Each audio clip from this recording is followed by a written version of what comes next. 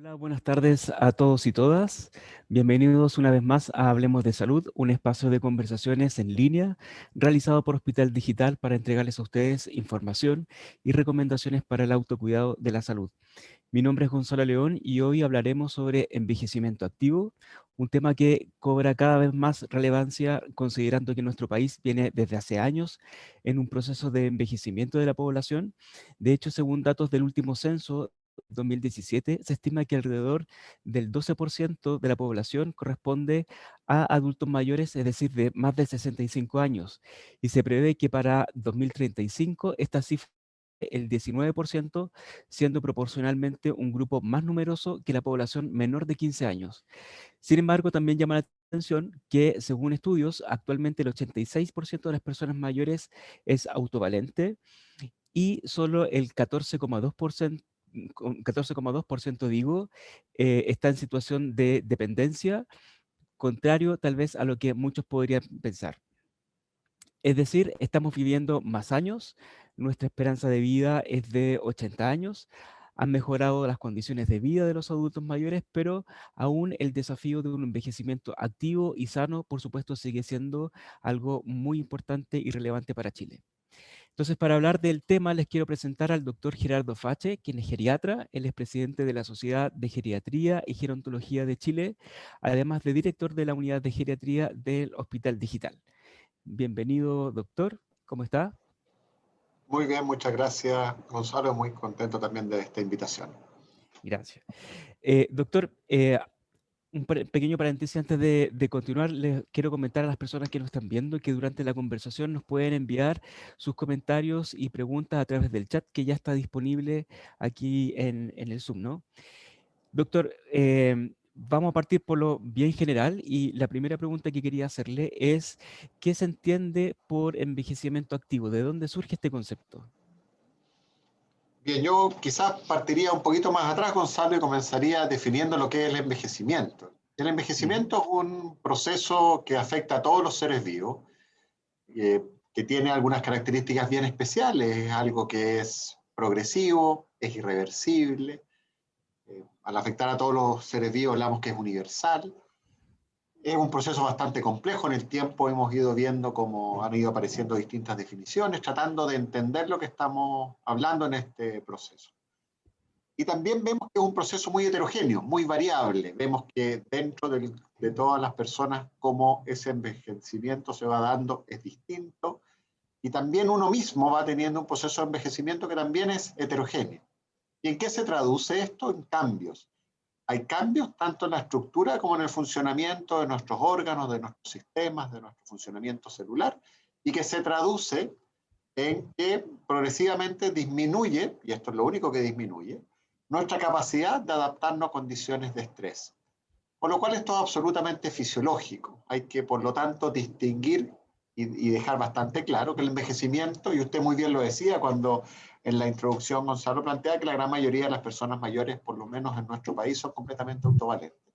Que el envejecimiento es un proceso, por lo tanto, normal y no es una enfermedad. De ahí rompemos al tiro con muchos estereotipos que visibilizan o presentan a la vejez como una entidad mala, como algo negativo, como algo patológico, algo lleno de carencias, lo que en la práctica no es verdad. Y cuando hablamos de este envejecimiento y hablamos de envejecimiento saludable o un envejecimiento positivo, estamos tratando de, nuevamente en un constructo en el cual se han tratado de llegar a algunos consensos, y esto ha ido migrando también. Inicialmente uno hablaba de un envejecimiento saludable cuando este estaba exento de enfermedades, pero sabemos que en la medida que envejecemos hay una altísima posibilidad de que eso vaya a ir ocurriendo, y no solo una, sino muchas enfermedades. Pero lo que no significa que ese envejecimiento no sea algo saludable. Entonces hoy día esto ha ido migrando a entender el envejecimiento saludable como un envejecimiento en el cual la persona es capaz de mantenerse funcionalmente, es decir, mantenerse independiente de manera de tener una vejez en bienestar, con una buena calidad de vida. Ok. Y el concepto propiamente tal de envejecimiento activo, que es algo que lo hemos escuchado desde tal vez los últimos años, ¿cómo surge, digamos? Bueno, esta definición quizás se hizo también más visible cuando apareció el informe mundial de la OMS en 2015 sobre envejecimiento y salud. Tiene que ver de qué manera podemos hacer que el proceso de envejecimiento eh, pueda lograr este objetivo de que sea ojalá lo más independiente posible. Y de qué manera nosotros, en ese proceso donde sabemos que más del 80% de lo que nos va a ocurrir en nuestro envejecimiento es lo que nosotros hacemos o dejamos de hacer, tenemos por lo tanto un rol protagónico en contener lo que va ocurriendo en el tiempo y sacamos la mejor de eso.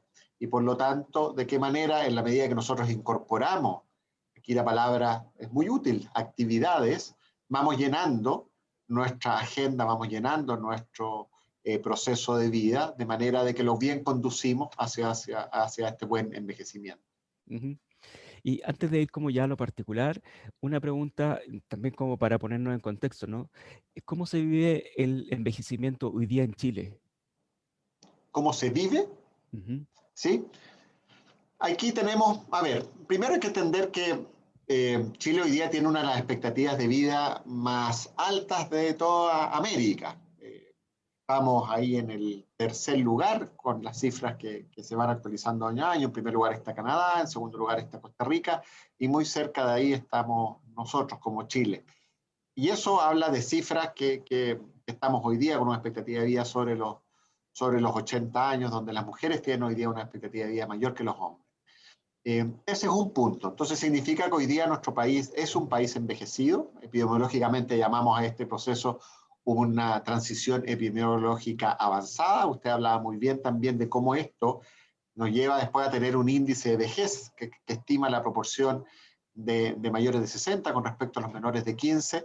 Estamos a puertas de generar ya el cambio donde haya más personas mayores de 60 que menores de 15 años. Entonces, hoy día lo primero que hay que entender que Chile es un país envejecido y este es el resultado de políticas implementadas desde la salud pública y no solamente en ese sentido, sino también de educación del siglo pasado. O sea, gracias a tener un programa de educación obligatoria, tener una red de alcantarillado, de un programa de inmunizaciones potentísimo. Todo esto ha llevado a que hoy día la concentración de personas mayores sea mucho mayor. ¿Cuál es nuestro desafío, por lo tanto, epidemiológico? Es que esta carga hoy día de número en cuanto a personas mayores, que son más de 3 millones hoy día en Chile mayores de 60 años, logramos que tengan una muy buena calidad de envejecimiento. mm. Y ahí eso va a ser el resultado de lo que implementemos ahora. O sea, nuestro objetivo hoy día debiera apuntar en tratar de reducir, o lo que llamamos nosotros compresión de la morbilidad, apuntando a que tengamos el mejor envejecimiento con la mejor calidad de vida. Ok. Y este concepto, ¿cómo se lleva a la práctica finalmente? Porque suena el envejecimiento activo como un anhelo, obviamente, que tenemos como sociedad, de que las personas cuando vivan en su periodo de vejez o de adulto mayor, lo vivan de manera, con buenas condiciones, digamos, desde el bienestar psíquico, emocional y también de lo físico. Pero ¿cómo llegamos a eso? Porque hay distintos responsables, ¿no? Desde el Estado hasta las personas comunes y corrientes de que se preocupan por su futuro en cuanto a su salud. ¿Cómo llevamos a la Total, práctica entonces? totalmente, lo que usted plantea es absolutamente cierto. Yo creo que la responsabilidad primero tenemos que tener clara que parte por las personas y no es algo que tiene que comenzar en el momento de la vejez. Si nosotros pensamos que el envejecimiento activo va a ser algo que nosotros en el momento que ya somos un adulto mayor, vamos a decir hoy día voy a comenzar un proceso de envejecimiento activo, eso probablemente no va a lograr los réditos que estamos esperando. Esto viene, yo se lo mencionaba también recién, como nuestro envejecimiento viene dado por lo que hicimos y lo que dejamos de hacer. O sea, Mm, nosotros en la vejez lo que vamos a hacer es cosechar lo que previamente sembramos. Y la calidad de lo que nosotros hayamos hecho en nuestro proceso de vida, en cuanto a hábitos, en cuanto a actividad física, en cuanto a preparación cultural, en cuanto a desarrollo de nuestras aptitudes, en cuanto a nuestra vinculación social, es lo que va a determinar finalmente la salud con la cual vamos a enfrentar esa vejez y por tanto cuán firmes van a ser nuestros cimientos para que nosotros tratemos de poder llevar esto a un buen resultado. Pero hay evidencia, y esto es bien interesante, hay estudios no muy antiguos que demuestran, por ejemplo, con una de las variables que sabemos que es más importante, como es la actividad física, ujú, que hay diferencias claramente en el escenario según cómo ha sido nuestra historia de actividad física. Y sabemos que las personas que han hecho actividad física van a tener una mejor vejez que las que no lo han hecho. Pero también sabemos que los que hicieron actividad física, la tuvieron que suspender en algún momento de su vida y después lo retomaron, también tienen mejores resultados que nunca lo hacen. Pero también, y esto es súper interesante, hay un grupo de personas que nunca en su vida hicieron actividad física y deciden comenzar a hacerlo, por ejemplo, después de los 80 años, como mostraba esta publicación. Y de todas maneras a ese grupo les va mejor que a las personas que nunca realizan actividad física. O sea, el ejercicio es beneficioso, no importa en qué momento lo hagamos, obviamente mientras antes va a ser mejor, pero nunca es tarde para hacerlo. Exacto. Ahora, entiendo que la Organización Mundial de la Salud definió algunos pilares que componen este concepto de envejecimiento activo. Entre eso estaría, por ejemplo, justamente la actividad física, el bienestar mental, la participación social y la alimentación saludable. Hay distintas acciones, me imagino yo, que pueden comenzar a practicar las personas en función también del grupo etario, la edad que tengan. Por ejemplo, en cuanto a la actividad física, se puede comenzar desde joven o mayor, como explicaba usted. También en cuanto a la alimentación saludable, ¿cuáles son las prácticas que podríamos recomendarle a las personas que nos están viendo que se puedan comenzar a practicar dependiendo de la edad para llegar a este envejecimiento mucho más sano y en mejor condición? Es un punto muy interesante, Gonzalo, porque todas estas cuatro variables uno las puede implementar desde ya. Independiente de la edad que tenga la persona que nos está escuchando hoy día, es un buen momento para comenzar. Nunca pensemos en que mañana es el día para empezar, siempre tratamos de llevarlo todo a eso y lamentablemente eso probablemente en este sentido tenga una mirada que no sea la más acertada. Entonces, cada una de ellas, y son dimensiones que son distintas pero absolutamente complementarias, sabemos que tienen sus particularidades en la medida que vamos envejeciendo. Un ejemplo puede ser la alimentación. Sabemos que la alimentación tiene que ser balanceada, pero hay algunos énfasis que tienen que ver específicamente para el grupo de las personas mayores, donde algunos grupos de alimentos, como las proteínas, adquieren un valor muy importante en las personas mayores. ¿Por qué? Porque uno de los cambios que hay con el envejecimiento es que vamos perdiendo masa muscular y vamos perdiendo fuerza.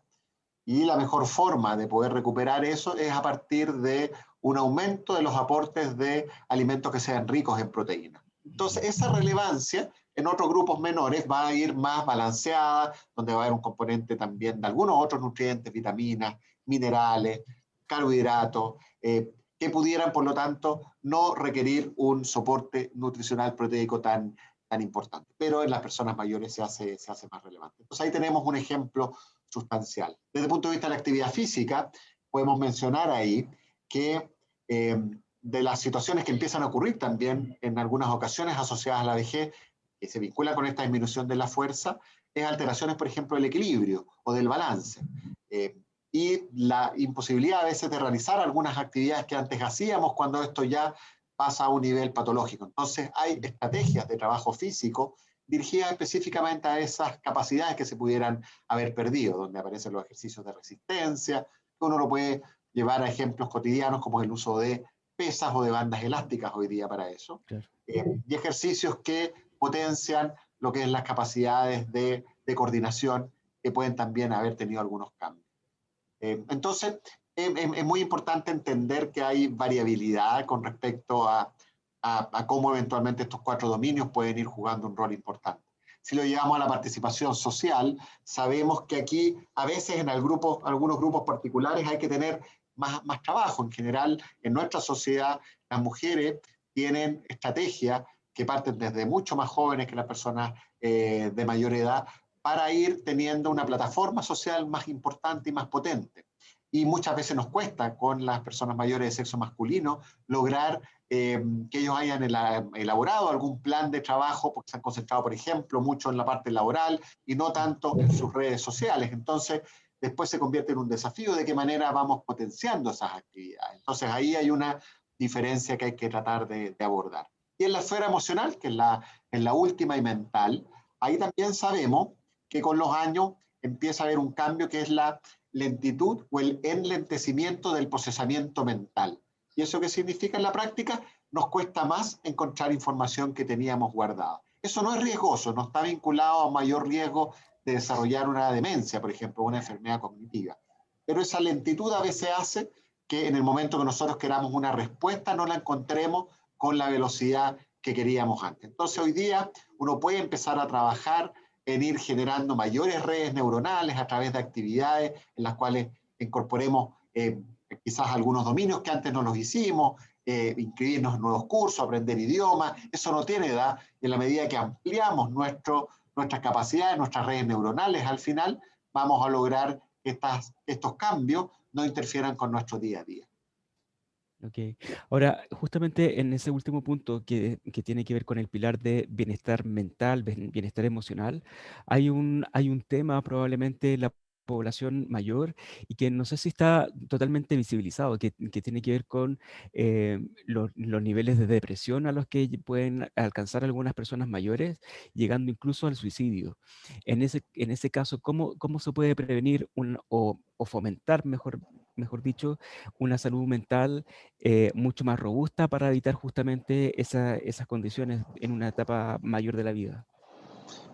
Eso lo podemos mirar desde una perspectiva de tratar de solucionar el problema hoy día. Entonces aquí claramente hay un déficit importante en la capacidad técnica de poder identificar una depresión en una persona mayor. Lamentablemente, muchos de los síntomas propios de la misma son considerados como parte, erróneamente, como parte de un envejecimiento normal. Entonces el diagnóstico se hace tardío, se esperan elementos que se ven en población más joven y que en las personas mayores no se ven, como por ejemplo lo que es la anedonia, que es la pérdida del interés, las cosas que nos generaban disfrute. Eso es algo que es patológico, entonces tenemos que estar ahí encima de tratar de identificar y hacer un mejor trabajo como equipo de salud en la identificación de este tipo de problemáticas. Pero también sabemos que situaciones como el aislamiento social, o sea, las personas que van quedando solas, que van perdiendo los órganos de los sentidos, ven menos, escuchan menos, se empiezan a aislar. Y sabemos también que muchas veces como consecuencia de la vejez vamos teniendo pérdidas de personas que nosotros queremos, entonces, y vamos teniendo enfermedades y a veces esas enfermedades no se resuelven, nos cuesta a veces acceder a una atención oportuna, podemos tener un dolor y ese dolor tampoco se resuelve, no van cumpliéndose las expectativas, tenemos una pensión más mala, no podemos acceder, por lo tanto, a elementos que nos generen disfrute, a veces las contribuciones son más caras de lo que puedo seguir pagando, entonces se pueden dar muchas situaciones desde diversos ámbitos que pueden pasar desapercibidas si es que no se verbalizan por alguien. Entonces es súper importante que nuestros núcleos aquí familiares, de nuestras redes de amistades, comunitarios, estemos pendientes de lo que está pasando con nuestra comunidad de personas mayores y podamos estar ahí disponibles, que ellos sepan que en la medida que estamos ahí, que nos necesiten, vamos a estar ahí apoyándonos y podamos contener algo tan catastrófico como son estas cifras escandalosas de personas mayores con un intento de suicidio y también, lamentablemente, los que llegan a concretarlo de manera efectiva. Ujú. Bueno, como hablábamos recién también, hay mucho de lo que se puede hacer en términos de envejecimiento activo que viene desde las instituciones públicas, incluido este ministerio, digamos, pero hay una parte que le corresponde a las personas. Y en ese sentido, usted algunas pistas ya daba de cuál es el rol de la familia eh, hacia las personas que ya están envejeciendo, de los cuidados que deben tener y cómo potenciar, obviamente, una mejor calidad de vida a nuestras personas mayores, finalmente. ¿Cómo podríamos explicarle eso a las personas? ¿Qué pueden hacer al respecto? Una de las grandes virtudes que teníamos como sociedad, nosotros era el tremendo rol que tenía la familia. Teníamos estos espacios de juntarnos los fines de semana para almorzar, de donde teníamos después una sobremesa, donde teníamos ahí el espacio de poder conversar e ir contando lo que nos iba pasando. También dentro de nuestra misma sociedad, y ahí podemos aprender también del ejemplo de nuestros pueblos originarios, la población Rapa Nui, la población mapuche, tienen una valorización de lo que significa la vejez muy significativa. Y el rol de una persona mayor como un ente importante que nos puede dar luces de cómo enfrentar situaciones que nos están ocurriendo es sumamente importante. ¿Cuánto me habría gustado a mí haber escuchado mucho más a las personas mayores en esta pandemia que nos contaran de su experiencia en situaciones de otras epidemias y probablemente eso también nos habría ayudado mucho a mejorar lo que han sido algunas de las decisiones que se han ido tomando en el tiempo. Entonces, yo creo que reconocer el valor que tiene la vejez por sí misma y también volver a lo que es el rol que tiene la familia como un núcleo potente quizás el más potente que podemos tener en una sociedad, son elementos que van a ser fundamentales para sacar un fortalecimiento en lo que es el proceso de la vejez. Y aquí yo creo que también es muy importante trabajar muy firme en educación.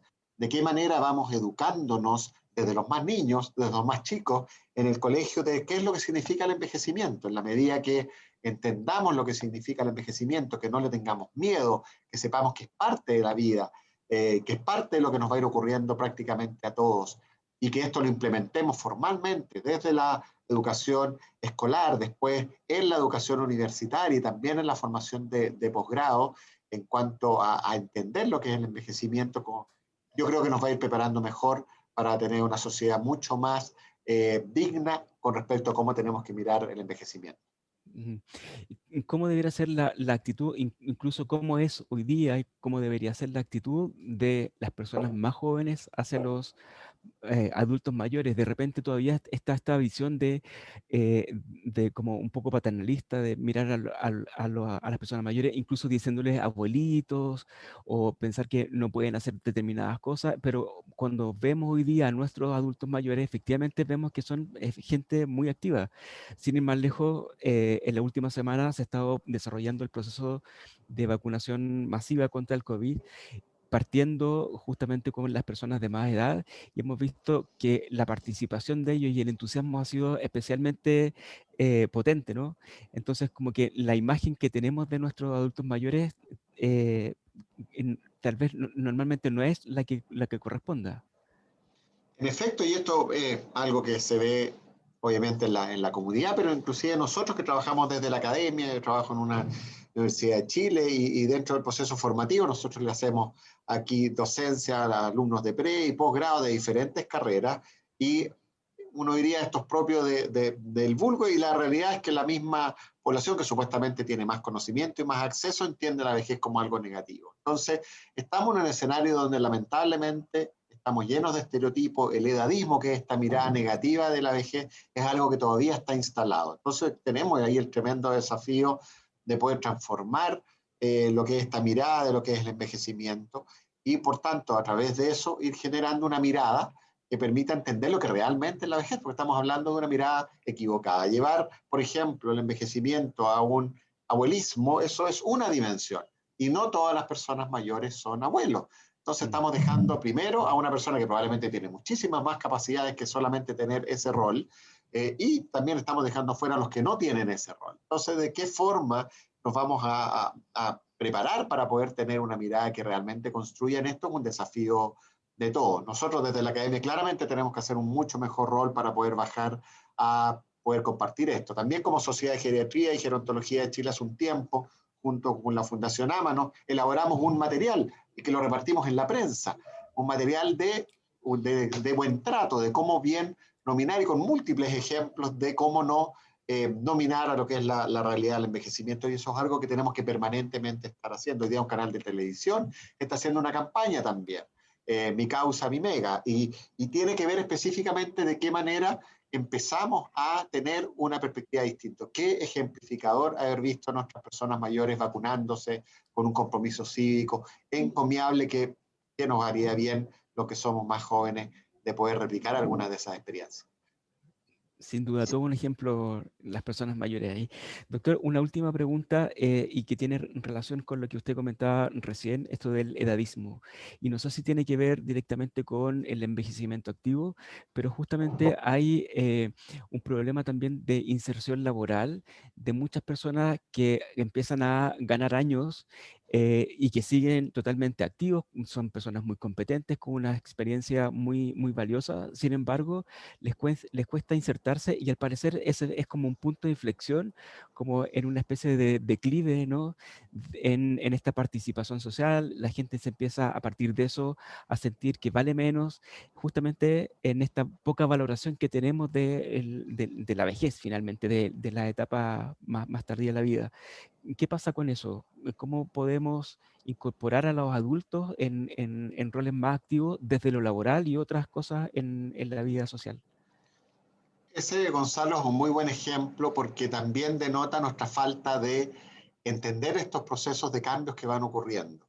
qué bien nos haría hoy día que tuviéramos a estas profesoras y profesoras normalistas, transmitiéndole a los profesores hoy día que están comenzando su vida laboral de cómo manejar el grupo o el aula de manera más adecuada. Qué bien nos haría quizás a los arquitectos que tuvieran la mirada de alguien que trabajó y sabe los cambios que van ocurriendo y qué necesidades tenemos que ir teniendo y adaptaciones con respecto a los procesos de construcción para poder hacer ciudades que sean amigables para todas las personas. Qué bien le haría también a los abogados que tuvieran ahí la perspectiva histórica de las decisiones, por qué se toman hoy día decisiones de alguna forma y donde claramente hay que entender cómo se han dado esos procesos en la historia. Entonces, el mensaje aquí es que hay que entender que los cambios principalmente afectan la participación probablemente desde el ámbito más bien físico, pero no intelectual, y yo creo que nos hemos farreado, ocupando un término más bien coloquial, el tremendo aporte de la experiencia. Y si yo creo que empezamos a trabajar firmemente en tomar esa experiencia que tienen las personas mayores y poder ocupar esa experiencia para que sean ellos referentes, monitores, capacitadores de los que están hoy día comenzando su vida laboral, probablemente vamos a mantener la vigencia de este grupo de personas mayores, vamos a hacer sentir también esa autoestima mucho más importante. Uno de los determinantes más relevantes para una buena vejez es sentirse útil. En la medida que yo me siento útil, me siento parte de. En la medida que ya dejo de ser útil, mejor cierro la puerta y me voy.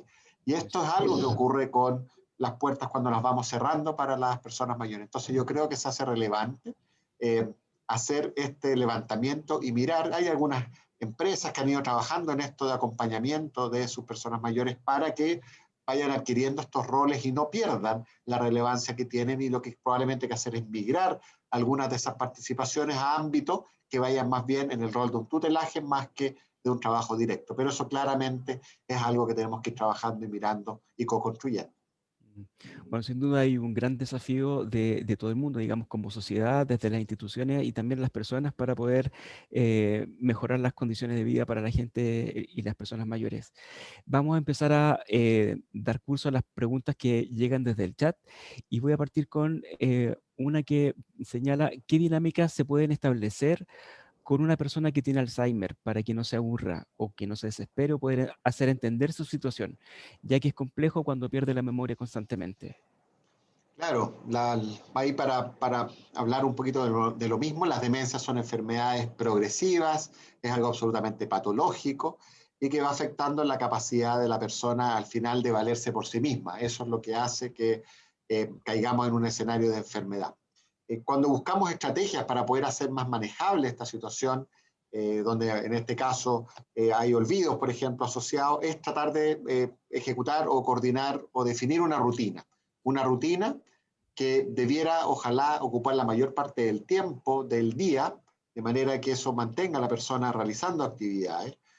Si volvemos a lo que hablamos hace unos minutos atrás, cuando hablamos de actividades, estas actividades ojalá sean lo más diversas posibles, que incluyan aspectos físicos, que incluyan aspectos intelectuales, emocionales, de disfrute, de ocio, de desafío. Según el grado del deterioro, obviamente van a ir teniendo distintos grados de resultados, pero no es lo más importante muchas veces cuál es el resultado final de esto, sino embarcar a la persona en algo que le genere motivación. Y cuando uno sugiere de qué manera empezar a buscar o definir estas estrategias que generen mayor motivación, uno debiera partir de los intereses que esa persona tuvo cuando estaba en mejores condiciones. Esa en general es la mejor estrategia. Qué cosa le gustaba hacer, cuáles eran los ámbitos en los cuales tenía más habilidades, y a partir de eso ir generando una estructura en la cual ojalá también haya un equipo de apoyo, familia y algunos profesionales que pudieran haber kinesiólogos, terapeutas ocupacionales, que podrían colaborarnos en ir generando una red que vaya potenciando las habilidades que esta persona todavía tenga e ir cuidando las que todavía estén funcionantes y ir cubriendo las que hoy día estén generando más problemas. Súper. Bueno, otra pregunta dice, ¿las píldoras de calcio y vitaminas que generalmente promocionan para los huesos o para las personas de edad sirven realmente? Hay también algunos como suplementos o complementos alimenticios que se venden para lo mismo. ¿Lo incluye en la pregunta? ¿Sirven realmente? Lo que hoy día hemos tenido como consenso, y esto también es algo que ha ido cambiando a la luz de la evidencia, que las recomendaciones de suplementos nutricionales, vitamínicos, pasan por las áreas en donde encontremos que hay déficit. Si no encontramos que hay déficit de alguna vitamina, en general el rol de los suplementos no es significativo. Y en algunos casos inclusive puede ser riesgoso. Entonces hoy día contamos con la posibilidad de poder medir algunas de las vitaminas, por ejemplo, como es la vitamina B, la vitamina D. En cierta medida podemos, por lo tanto, identificar si hay déficit y suplementarlos. Y por otro lado, hoy día también sabemos que la absorción de los nutrientes es mucho mejor cuando esta proviene de los alimentos. Si nosotros, por lo tanto, queremos que una persona esté bien nutrida, vamos a tenerlo en las frutas, en las verduras, en las distintas fuentes proteicas, la mayoría de los sustratos que necesitamos para el buen funcionamiento de nuestros órganos. Y claramente es bastante más grato comerse un plato de fruta o de verduras que un suplemento que a veces hasta son difíciles de deglutir. Así que la invitación es a tratar de ocupar lo que tenemos tan disponible hoy día en nuestro país, que son frutas, verduras, pescados y ahí aceite de oliva y otros elementos que sabemos que son mucho más nutritivos. Así es, a comer sano y rico entonces. Otra pregunta dice, ¿las personas mayores de por sí duermen poco? ¿Es recomendable que tomen medicamentos para dormir? ¿Afecta la funcionalidad? Esa es una consulta muy, muy habitual, así que le agradezco ahí quien está haciendo esta pregunta. Y lo que hay que entender es que hay cambios, y uno de los cambios que hay con el envejecimiento son las horas del sueño, la profundidad del sueño, lo que no significa que sea algo patológico. En la medida que ese sueño me permita a mí funcionar al día siguiente y realizar mis actividades del día a día, no es necesario realizar mayores intervenciones. Si vemos dificultades en eso, hay que entender que la gran mayoría de los trastornos del sueño no son por una enfermedad del sueño, sino tiene que ver con hábitos. A veces estamos tomando líquidos muy tarde, a veces estamos comiendo comidas muy pesadas durante la tarde-noche, a veces estamos durmiendo siestas muy tarde y lo que nos quita al final horas del sueño durante la noche, a veces estamos ocupando medicamentos que interfieren con el sueño. Entonces, la sugerencia es que la gran mayoría de las veces lo que vemos nosotros es que los fármacos no son la primera indicación. Muchas veces esos mismos fármacos interfieren con otras capacidades, aumentan los riesgos, por ejemplo. Los psicofármacos que habitualmente se usan para manejar el insomnio pueden afectar mi estabilidad, pueden afectar mi nivel de concentración. En personas con demencia, como el ejemplo anterior, pueden producir mayor confusión y por lo tanto vemos al final que son más dañinos que beneficiosos. Por lo cual lo que yo les sugiero en este caso es evaluar muy bien qué es lo que está generando este problema de sueño, identificar causas tratables que pudieran ayudarnos, mejorar nuestros hábitos de sueño y vamos a darnos cuenta que más del 95% de nuestros problemas de sueño se van a resolver de esta forma. Súper. Aquí hay otra pregunta muy interesante y dice, en relación con la actividad sexual en las personas mayores, si es recomendable. ¿Considera que se mantiene la percepción de la población en que las personas mayores son asexuadas, digamos, considerando una infantilización de las personas mayores? Acá hay puntos sumamente importantes, Gonzalo. Uno tiene que ver con esta idea de que una vez alcanzada, por ejemplo, la menopausia, en el caso de las mujeres, ya no hay más sexualidad de ahí para adelante. Y lo que no hay es capacidad de poder tener un hijo, pero lo que es la sexualidad, que es un proceso inherente al ser humano y también a los seres vivos, algo que no cambia por procesos de ese tipo. Entonces, también recordar que las personas mayores pueden contagiarse de VIH, estamos viendo un creciente aumento de este número de casos, pueden contagiarse de otras enfermedades de transmisión sexual, por lo cual lo que tiene que ver con los cuidados propios de lo que es el acto sexual es algo que hay que mantener. También es importante entender que hay cambios y por lo tanto hay que, y es uno de los elementos que uno transmite mucho a los pacientes, hay que irse adaptando a esos cambios y vivir esa sexualidad como la pareja lo quiera o como la persona lo quiera ahí acompañar. Muchas veces la genitalidad tiende a migrar un poco hacia las caricias, hay también latencias en cuanto a los objetivos de satisfacción, entender que estos tiempos también hay que ir conociéndolos. Por lo tanto, es muy importante la comunicación que se tiene que dar en la pareja para ir generando estas confianzas y transmitiendo qué es lo que a uno lo va generando más tranquilidad y qué es lo que uno espera también, trabajando fuertemente en lo que son esas expectativas. Por lo cual, la sexualidad se mantiene sin cambios como fenómeno importante para las personas mayores y lo que hay que trabajar, por lo tanto, es en nuestras expectativas y de qué manera lo bien conducimos para que sea lo más grato para la mayor cantidad de las personas, la pareja, el individuo. Súper. Aquí una pregunta también interesante y que probablemente le va a servir a muchos, digamos, sobre todo en el último tiempo en que las familias piden a los abuelos que cuiden a sus nietos. En ese caso, ¿se recomienda que realicen esta actividad? ¿Los beneficia a ellos?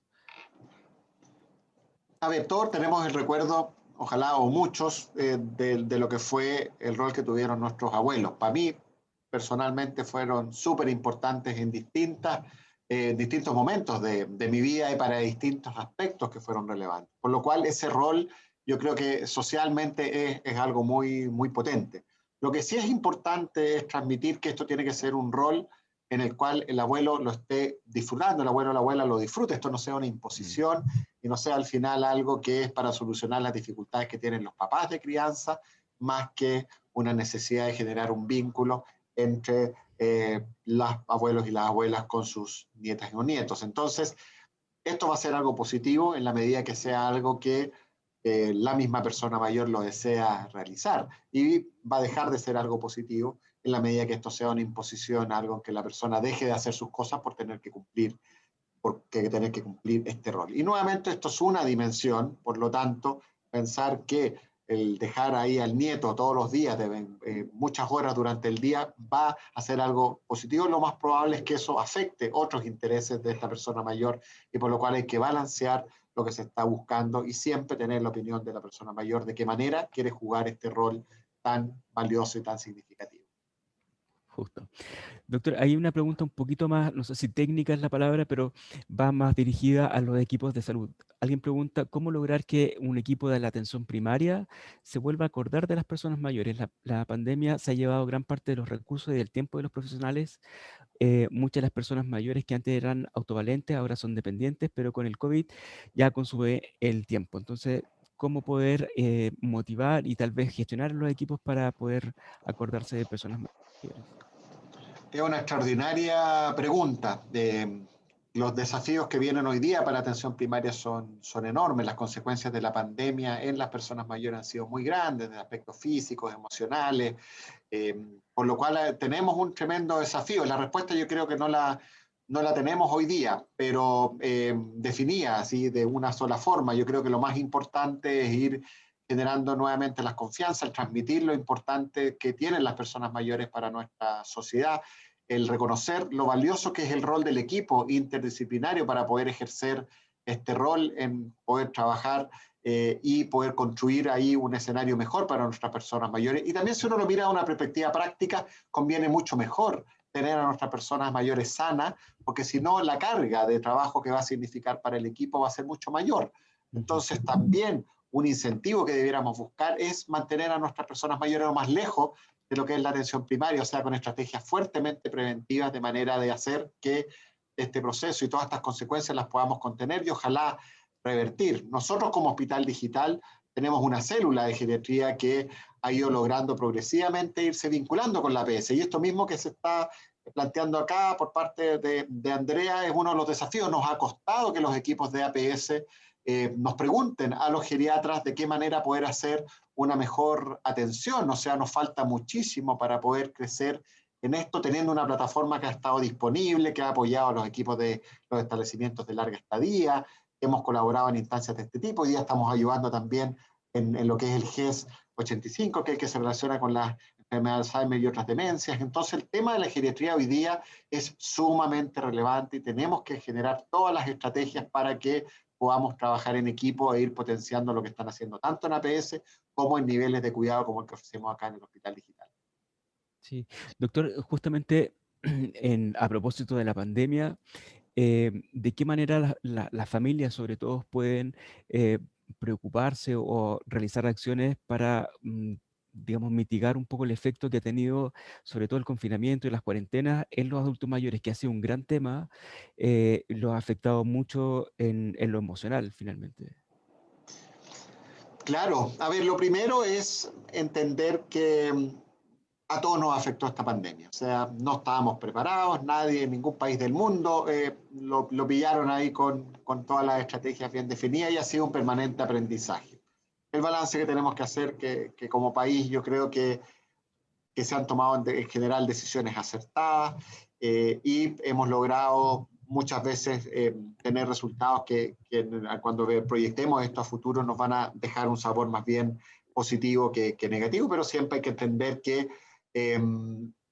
aquí habían situaciones que eran muy, muy difíciles y la manera de poder salir de esto es construyendo, más que solamente criticando y descalificando lo que se han hecho, las decisiones que se han tomado. Yo creo que eso es un elemento importante y en ese sentido también, entendiendo que las personas mayores lo han pasado muy mal y ha sido muy complejo, es fundamental tratar de recuperar lo que eran los motores que un poco generaban motivación. Entonces, muchas personas mayores participaban en actividades grupales, participaban en actividades de talleres, entonces tenemos que ver de qué forma podemos transformar dentro de lo que es el ambiente en el cual ahora podemos, y en base a las restricciones o no que se van generando, los escenarios más similares a lo que teníamos antes. Entonces es fundamental empezar a salir a caminar hoy día, inclusive para las comunas que están en cuarentena hay un permiso específico para las personas mayores, por lo cual el salir a caminar, el recuperar la parte física es fundamental. Aparecieron una serie de tutoriales en diferentes plataformas sobre ejercicios que se pueden hacer también dentro de la casa. Nosotros aquí también, dentro del Hospital Digital, generamos muchísimas capacitaciones en ese sentido. Fundamental, por lo tanto, es recuperar la fuerza, la estabilidad, como hablábamos antes, y aspectos vinculados a los elementos nutricionales que también estuvieron dentro de las capacitaciones que se realizaron en ese tiempo. Y volver a juntarnos, independiente que no podamos estar juntos, realizando las mismas estrategias un poco desde el punto de vista de demostración afectiva, no por eso vamos a estar separados. Quizás el concepto de estar conectados hoy día es fundamental. Muchas veces esta brecha digital lo ha puesto difícil, pero no por eso no vamos a poder comunicarnos. Tenemos un teléfono, volvamos a quizás a los elementos que nos generen más confianza. Podemos grabar algo y lo vamos a dejar. Podemos hacer un saludo a través de la ventana. Nos ha faltado creatividad, yo creo, un poco en esto. Y por lo tanto la invitación es ocupar todas las estrategias para que estemos lo más conectados que podamos. Una cosa es el distanciamiento físico, una cosa muy distinta es no estar en comunicación con nuestros seres queridos. Yo creo que ahí hay que trabajar fuertemente en eso. Ok, excelentes reflexiones, doctor. Para cerrar, quiero rescatar algo que usted dijo, sobre todo al inicio, esto de que lo que hagamos ahora o dejemos de hacer ahora cuando somos más jóvenes va a repercutir, digamos, cuando seamos mayores, ¿no? Y desde ese punto de vista, el envejecimiento es un proceso que comienza desde que nacemos prácticamente y que por lo tanto tenemos que irnos preocupando a lo largo de todo el ciclo de vida para llegar en buenas condiciones físicas y mentales cuando seamos mayores. Ahora, para eso, ¿qué le podemos recomendar? Y esto como última pregunta a las personas que quieran aprender un poco más del tema. ¿Dónde pueden buscar más información? ¿Hay organismos que los pueden ayudar, orientar, como para preocuparse mayormente por este ámbito de envejecimiento? Muchas gracias por esa pregunta, Gonzalo. Bueno, dentro de la Sociedad de Geriatría y Gerontología de Chile hay información que hemos elaborado, que está disponible en la página web, así que tenemos ahí la posibilidad, la página es www.soccgeriatría.cl, entonces ahí la podemos compartir para quienes quieran. Después, yo trabajo también en el Hospital Clínico de la Universidad de Chile y los distintos centros que tienen geriatría tienen dentro de sus páginas información específicamente pensada para la comunidad para que vayamos entendiendo sobre envejecimiento. Creo que también es un muy buen material las recomendaciones que hizo la OMS este 2015 sobre envejecimiento y salud. Es una guía bastante completa sobre cómo debiéramos ir mirando. También dentro de lo que es la información que tenemos a nivel de país, el Servicio Nacional del Adulto Mayor, SENAMA, tiene en su página web mucha información. También ahí hay una suerte de un repositorio de los documentos que se han ido elaborando a nivel país, que son muchos de ellos entendibles por toda la comunidad. Y el mismo Ministerio de Salud, nosotros acá en Hospital Digital tenemos muchas capacitaciones en las cuales hemos participado varios de nosotros, y ahí hay información dentro de lo que es el programa Adulto Mayor que nos puede ir dando luces también de cuáles son las iniciativas que se están llevando a cabo a nivel del país para poder acompañar a estos procesos de envejecimiento. Nos queda mucho, pero también por otro lado, creo que hemos avanzado un montón en esto, y yo veo todo lo que se vincula con el envejecimiento como una tremenda oportunidad. Y en la medida que hay oportunidades donde tenemos posibilidades de soñar, tenemos posibilidades de generar espacios donde podemos hacer las cosas mejores, y yo creo que no hay nada más meritorio que devolverles la mano a nuestras personas mayores, y ese yo creo que es nuestro gran desafío, darle las gracias a ellos y qué mejor forma que estar bien preparados para poder hoy día ayudarles y también eso se nos va a devolver después. Vamos a tener mejores condiciones para los que vamos envejeciendo, tengamos también una mejor sociedad en ese tiempo. Así es, hay que pensar que nosotros también en algún momento vamos a ser esos adultos mayores, así que hay que preocuparse desde ahora. Doctor, muchas gracias por su tiempo y toda la información que nos entrega. No sé si quiere decir algo más antes de cerrar. Chile es un país envejecido, tenemos todos los elementos para hacer que este proceso sea lo mejor posible. Ayudémonos, trabajemos en equipo, acerquémonos a nuestras personas mayores, preguntémosles cómo están, acompañémoslos en este proceso y sigamos aprendiendo de ellos y utilicemos todos los recursos que tenemos. Hoy día Hospital Digital nos habla de este espacio, saquémosle el máximo jugo posible desde la comunidad, desde la atención primaria, para que todos juntos tengamos aquí una mejor sociedad. Así que muchas gracias por esta oportunidad también, Gonzalo, de poder haber compartido estos minutos con ustedes. No, gracias a usted y vamos a tener otros espacios nuevamente durante el año sobre consejos para personas mayores y de geriatría, ¿no? A todos ustedes los dejamos invitados para el próximo martes a las 14 horas, donde comenzaremos a hablar sobre diabetes, otro tema relevante al que le vamos a dedicar varias sesiones durante el año. Y también les agradezco obviamente por conectarse y les recuerdo que pueden encontrar la grabación de esta y de las sesiones anteriores de Hablemos de Salud en el canal de Hospital Digital en YouTube, cuyo link están viendo justamente en la pantalla. Así que los esperamos el próximo martes y hasta muy pronto.